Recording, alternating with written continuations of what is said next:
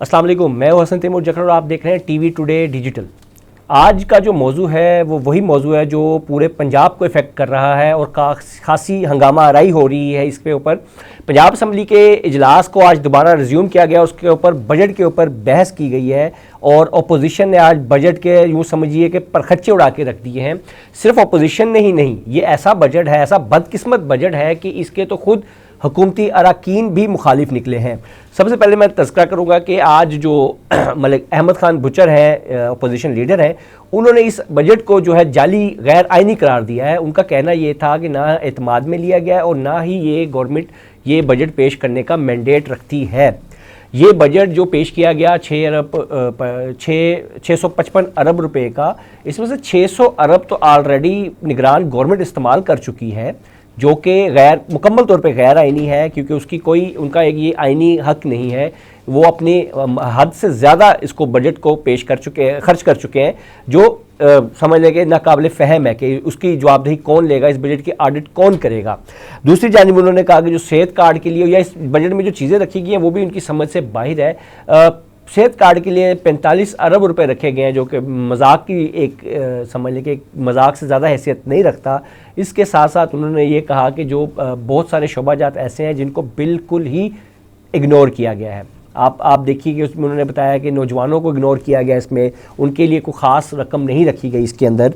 2 रुपये 75 पैसा फ़ी नौजवान, इस तरह का बजट बनाया गया कि 2 रुपये 75 पैसा फ़ी नौजवान हिस्से में आ रहा है, जो उनकी क्या डेवलपमेंट, इसमें क्या डेवलपमेंट हो पाएगी। इसके अलावा लेबर क्लास के लिए, जो कि मुल्क की सबसे बड़ी क्लास है, जिसको हम ज़ाहिर पता जो हमारी इकॉनमी है इस वक्त हम खत्े गुर्बत से नीचे है, तादाद हमारी ज़्यादा काम कर रही है और उसमें अक्सरियत लेबर है, उनकी डेवलपमेंट के लिए, उनकी बहाली के लिए या उनकी खुशहाली के लिए कोई बजट नहीं मुख्तस किया गया इस बजट के अंदर, जो कि एक अफसोसनाक अमर है। और इसके ऊपर यानी कि आप कहने की आवाज़ उठनी चाहिए।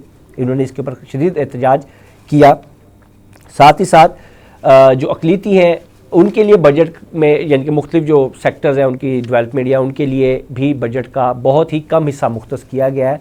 बजट के मुख्तलिफ हिस्सों को मज़ीद ख़ुसूसन ये जो डेवलपमेंट के काम हैं, ADB के तरक्याती काम जो है, उनको तनकीद का निशाना बनाया गया कि इसमें इत्तफाक का सरिया लगना है, इसलिए इसमें सबसे ज़्यादा रकम मुख्तस की गई है। और जहाँ पे जो हमारी इंडस्ट्री डेवलपमेंट का या ज़राअत की डेवलपमेंट का काम है, उसके अंदर रकम बहुत ही कम मुख्तस की गई है और वो भी ज़्यादातर ब्यूरोक्रेसी के वो यानी कि खबे शुरू हो जाएंगे। और साथ ही साथ एक नुक्ता उन्होंने उठाया कि ये जो भल सफाई है, इसका तो मौसम ही नहीं है, उसके लिए भी रकम इस बजट के जो आइंदा 3 महीने के लिए उसमें भल सफाई के लिए भी रकम रखी गई। हालांकि भल सफाई पहले हो चुकी है, वो पिछली निगरान गवर्नमेंट मेरे ख्याल में हद से ज़्यादा भल सफाई कर रही है, उन्होंने तो सारी सफाई कर दी है।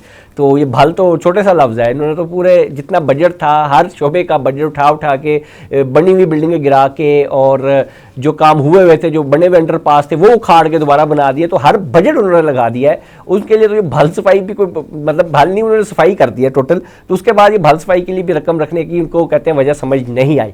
अच्छा, ये तो अपोजिशन लीडर इन्होंने तो बोलना ही था, लेकिन असल जो आज का टॉपिक है, जो असल मैं कहता हूँ कि नुक्ता है, हुकूमती रुकन है जुल्फ़िकार अली शाह, वो भी बोल पड़े हैं कि ये कैसा बजट है, उनको अंधेरे में रखा जा रहा है, ये जाली बजट पेश किया जा रहा है, मक्खी पे मक्खी मारी हुई है। ये उनका अपना बयान में कोट कर रहा हूँ एज इट इज़, जैसे उन्होंने कहा कि जाली दादोशुमार है, नहीं पता पैसे कहाँ खर्च हुए, नहीं पता ये पैसे, ये बजट कौन पेश कर रहा है, बस हमें बताया जा रहा है कि जी ये हो गया और ये हो गया, हमें अंधेरे में रखा जा रहा है।